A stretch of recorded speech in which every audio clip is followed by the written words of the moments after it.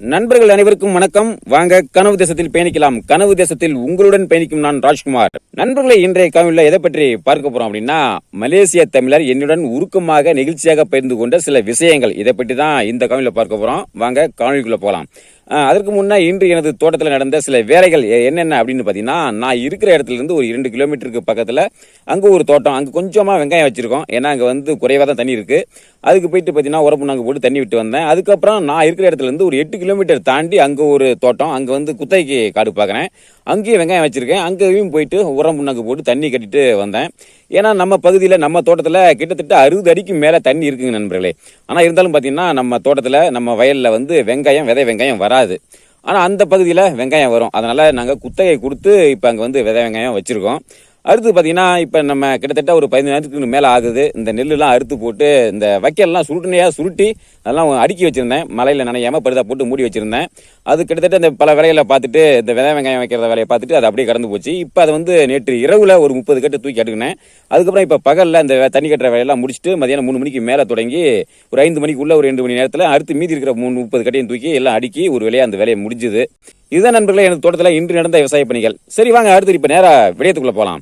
விக்கிரவாண்டி தொகுதி இடைத்தேர்தல் அப்படிங்கிறது ரொம்ப பரபரப்பான இறுதி கட்டத்தை நோக்கி போய்கிட்டு இருக்கு. இன்னும் வாக்குப்பதிவுக்கு 3 நாட்கள் தான் இருக்கு.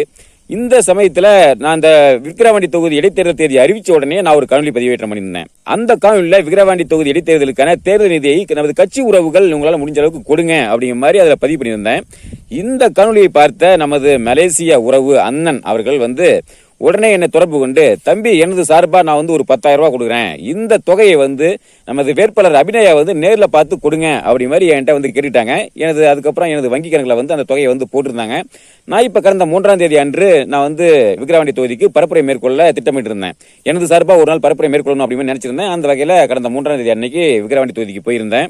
அன்று மதியானம் உணவு இடைவெளியின் போது வேட்பாளர் அபிநயா அவர்கள் வந்து நேரில் சந்திச்சு, இந்த மாதிரி நமது மலேசிய அண்ணன் உறவு வந்து உங்களுக்கு 10,000 ரூபாய் வந்து உங்களை நேரில் கொடுக்க சொல்லியிருக்காங்க, எனது வங்கி கணக்கில் போட்டு அதை வந்து உங்கள்கிட்ட வந்து எடுத்து கொடுக்க சொல்லியிருக்காங்க அப்படின்னு சொல்லிட்டு அவரோட நேரில் வந்து அந்த தொகையை கொடுத்துட்டு வந்தேன். ரொம்ப மகிழ்ச்சியோட அதை வந்து பெற்றுக்கொண்டாங்க. அதை வந்து ஒரு போட்டோ எடுத்து அண்ணனுக்கு வந்து அனுப்பி வச்சேன். அதை பார்த்துட்டு அண்ணன் அவர் வந்து ரொம்ப மகிழ்ச்சி அடைஞ்சாங்க. தம்பி இந்த போட்டோ வந்து நான் ஃப்ரேம் பண்ணி நான் மாட்டி வைக்க போறேன் அப்படிங்கிற மாதிரி என்ன சொல்லியிருந்தாங்க. அதாவது பாத்தீங்கன்னா அவர் வந்து ஒரு மலேசியாவை சார்ந்த ஒரு அண்ணன், ஒரு உறவு அப்படிங்கிற மாதிரி இருந்தாலும் தமிழ்நாட்டு அரசியல வந்து ரொம்ப முழுமையா உற்று நோக்கி பார்த்துட்டு இருக்காங்க. எனக்கும் அந்த மலேசிய தமிழரான அந்த அண்ணனுடன் எப்படி எனக்கு தொடர்பு ஏற்பட்டது அப்படின்னா, நமது கனவு தேசம் வலைவலியை பார்த்தன் மூலமா தான் அந்த தொடர்பு ஏற்பட்டது. கிட்டத்தட்ட 2 வருடங்களுக்கு முன்பு நமது வலைவலியை பார்த்துட்டு, தம்பி உங்களுடைய நம்பர் எண் கொடுங்க அப்படிங்கிற மாதிரி சொல்லி கேட்டிருந்தாங்க. எனது எண்ணை கொடுத்திருந்தேன். அதுல இருந்து இன்று வரை வந்து தொடர்புல இருக்காங்க. தமிழக அரசியலை பற்றி ஒவ்வொரு நாளும் வந்து அப்பப்ப நேரம் கிடைக்கிறப்ப என்ன வந்து தொடர்பு கொண்டு பேசுவாங்க. அண்ணன் அவர்களை பொறுத்த வரைக்கும் நமது கனவு தேசம் வலைவலி மட்டும் இல்ல, நாம் தமிழ்ச்சிக்கு ஆதரவான கிட்டத்தட்ட 150 வலைவலிக்கும் அதிகமான வலைவலியை வந்து சப்ஸ்கிரைப் பண்ணி தொடர்ந்து பார்த்துட்டு வந்துட்டு இருக்காங்க. தமிழ்நாட்டு அரசியல என்னென்னலாம் நடக்குது அப்படிங்கிறதையும் ரொம்ப உற்று நோக்கி வந்துட்டு இருக்காங்க. அந்த வகையில என் அண்ணன் வந்து ரொம்ப உருக்கமா நிகழ்ச்சியா பயந்துட்ட சில விடயங்கள் என்ன அப்படின்னு பாத்தீங்கன்னா, என்ன தம்பி தமிழ்நாட்டு மக்கள் வந்து ஒரு சாராய வியாபாரியை வந்து ஓட்டு போட்டு தேர்ந்தெடுத்து வச்சிருக்காங்களே, என்ன தம்பி இவ்வளவு முட்டாள்தனமா இருக்காங்களே, நான் மலேசியாவில் இருக்கேன், எனக்கு தெரியுது இங்க தமிழக அரசியல் வந்து இங்க நான் விட்டு நோக்கிக்கிட்டு இருக்கேன். ஆனா தமிழ்நாட்டில் இருக்கிற மக்களுக்கு வந்து இந்த அரசியலை பற்றி எந்த ஒரு புரிதலுமே இல்லையே, ஒரு சாராய வியாபாரிக்கு வந்து ஓட்டு போட்டு தேர்ந்தெடுத்து வச்சிருக்காங்களே அப்படிங்கிறது ரொம்ப ஆதங்கப்பட்டு பேசுவாங்க. அதுவும் தமிழ்நாட்டை ஆள்றதுக்கு ஒரு தமிழனுக்கு தகுதி இல்லையா தம்பி? 50 வருஷமா பாத்தீங்கன்னா நம்ம தமிழ்நாட்டை வந்து தமிழ்நாடு ஆளாம மற்றவர்கள் ஆண்டுட்டு இருக்காங்க. ஒரு பக்கம் மலையாளி எம்ஜிஆர் அவரு முதலமைச்சராக இருந்திருக்காரு, இன்னொரு பக்கம் கர்நாடகாவை சேர்ந்த ஜெயலலிதா வந்து அவங்க முதலமைச்சராக இருந்திருக்காங்க, தெலுங்கராக இருக்கக்கூடிய கருணாநிதி வந்து அவரு முதலமைச்சராக இருந்திருக்காரு. ஆனா காமராஜருக்கு அப்புறம் தமிழ்நாட்டை ஆள்றதுக்கு ஒரு தமிழனுக்கு தகுதி இல்லையா தம்பி அப்படி மாதிரி ரொம்ப வருத்தப்பட்டு என்கிட்ட பேசுவாங்க. இதுல அண்ணன் சொல்லக்கூடிய இன்னொரு முக்கியமான விடயம் என்ன அப்படின்னா, அண்ணன் சீமான் அவர்கள் வந்ததுக்கு அப்புறம் தான், அவருடைய பேச்சை கேட்டதுக்கு அப்புறம் தான் கருணாநிதி வந்து தமிழர் இல்லை, அவர் வந்து தெலுங்கர் அப்படிங்கிற விடயமே எனக்கு தெரியும்.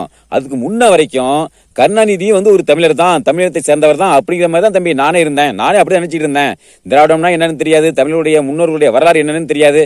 எல்லாம் சீமான் அவர்கள் வந்ததுக்கு அப்புறம் தான், அவருடைய பேச்சை கேட்டதுக்கு அப்புறம் தான் எனக்கு இந்த விஷயம் எல்லாமே எனக்கு தெரிய வந்தது அப்படிங்கிற ஒரு விடயத்தையும் என்னை வந்து பகிர்ந்துக்கிட்டாங்க. இப்படி இந்த சூழ்நிலையில விக்கிரவாண்டி தொகுதி இடைத்தேர்தலை வந்து அண்ணன் அவர்கள் ரொம்ப உற்று நோக்கி பார்த்துட்டு இருக்காங்க.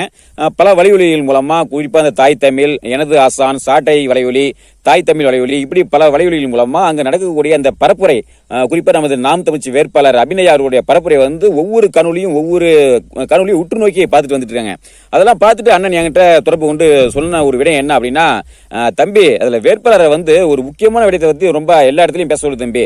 குறிப்பா இந்த சாராயத்தை கடையை பற்றி ரொம்ப பேச சொல்லுங்க. நான் வந்தா சாராய கடையை வந்து ஒழிப்பேன், அதாவது உங்கள் பிள்ளைகள் வந்து படிக்கவா இல்லை குடிக்கவா அப்படிங்கறத பற்றி எல்லா இடத்துலயும் பேச சொல்லுங்க தம்பி. ஆனா பேசுறாங்க, பல இடங்கள்ல பேசுறாங்க. ஆனா பல இடங்கள்ல சில இடங்கள்ல வந்து அதை வந்து பேசாம தவிர்த்துறாங்க. மற்ற விஷயங்கள் வந்து பேசுறாங்க. நான் வந்து நல்லது செய்வேன், உங்க பிள்ளைகள் வந்து நல்லா வாழணுமா வேணாமா அப்படிங்கிற மாதிரி கேள்வி கேட்கறாங்க. அதாவது நான் எனக்கு வந்து ஓட்டு போடுங்கன்னு கேட்கறாங்க. நான் வந்து நல்லது செய்வேன், எனக்கு ஓட்டு போடுங்க அப்படின்னு கேட்கறாங்க.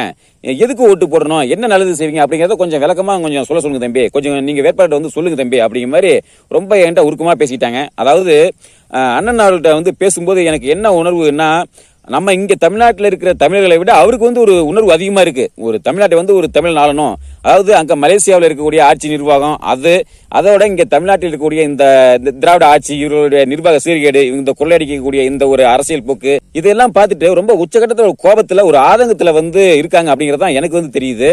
இப்படி இதன் அடிப்படையில தான் எப்படியாவது வந்து வேட்பாளர் வந்து இதெல்லாம் வந்து பேச சொல்லுங்க தம்பி, குறிப்பா அந்த சாராய கடையை வந்து முடிவேன் அப்படிங்கறத பத்தி பேச சொல்லுங்க தம்பி அப்படிங்கிற மாதிரி என்கிட்ட ரொம்ப விரும்பி கேட்டாங்க. நானும் அண்ணன் வந்து ஒரு உறுதி கொடுத்திருந்தேன். சரிங்க அண்ணே, இந்த தகவலை வந்து நிச்சயம் நம்ம வேட்பாளர் அபிநயா அவர்கிட்ட வந்து நான் வந்து எப்படி கொண்டு சேர்க்கிறேன். ஏன்னா களத்துல வந்து நமது மாணவன் வலைவலி பேரறிவாளன் வந்து களத்துல இருக்காரு, அவருடைய தொடர்பு என்கிட்ட இருக்கு. நான் வந்து அவர்கிட்ட தொடர்பு கொண்டு நான் வந்து பேசுறேன். நான் எப்படி குரல் பதிவும் போட்டிருக்கேன், தம்பிக்கு வந்து குரல் பதிவு போட்டிருக்கேன். முடிஞ்ச வரைக்கும் நான் முயற்சி பண்றேன் அப்படிங்கிற மாதிரி நானும் சொல்லியிருக்கேன். இப்படி பாத்தீங்கன்னா ஒரு மலேசியாவில் இருக்கக்கூடிய ஒரு தமிழரான அண்ணன் அவர்கள் வந்து தமிழ்நாட்டு அரசியல் வந்து ரொம்ப உற்று நோக்கி பார்த்துட்டு இருக்காரு. இந்த அரசியலை பார்த்து இங்க நடக்கக்கூடிய இந்த அவலங்களை பார்த்து ரொம்ப ஆதங்கத்தோட தனது கருத்துல வந்து பதிவு பண்றாரு. இப்படிப்பட்ட சூழ்நிலை எல்லாம் வந்து மாறணும், நாம் தமிழ்ச்சி வந்து ஆட்சி வரணும், அண்ணன் சீமான் அவர் வந்து முதல்வராக ஆகணும் அப்படிங்கிறது தான் அண்ணனுடைய ஆசையும் விருப்பமா இருக்கு. நிச்சயம் வந்து இந்த ஆசையும் இந்த அண்ணன் அவருடைய கனவை வந்து நிச்சயம் ஒரு நாட்கள் நம்ம நிறைவேற்றுவோம். அதாவது இந்த விக்கிரவாண்டி தொகுதி இடைத்தேர்தலில் நிச்சயம் ஒரு மிகப்பெரிய ஒரு வளர்ச்சி வந்து நாம் தமிழ்ச்சி பெறுவாங்க. அதற்கு அடுத்து வருகின்ற 2026 தேர்தலில் எப்படியாவது நாம் தமிழ் கட்சி வந்து விளைவித்து அண்ணன் சீமான் அவர்களை முதல்வராக ஆக்கியே தர வேண்டும். அதற்காக நமது கட்சி உறவுகள், பொறுப்பாளர்கள் அனைவரும் வந்து ஒருங்கிணைந்து திட்டமிட்டு வியூகம் அமைத்து களத்தில் சிறப்பாக செயல்படணும். நிச்சயம் செயல்படுவோம். நிச்சயம் வெளிநாட்டில் வாழக்கூடிய அந்த தமிழர்களுடைய அந்த கனவு, அந்த ஆசையை வந்து நம்ம நிச்சயம் நிறைவேற்றுவோம். சரி நண்பர்களே, இந்த தருணத்தில் இந்த தகவலை வந்து உங்களோட பகிர்ந்து கொள்ள தான் இந்த காணொலி. மீண்டும் அடுத்த ஒரு காணொலியை சந்திப்போம். நன்றி, வணக்கம்.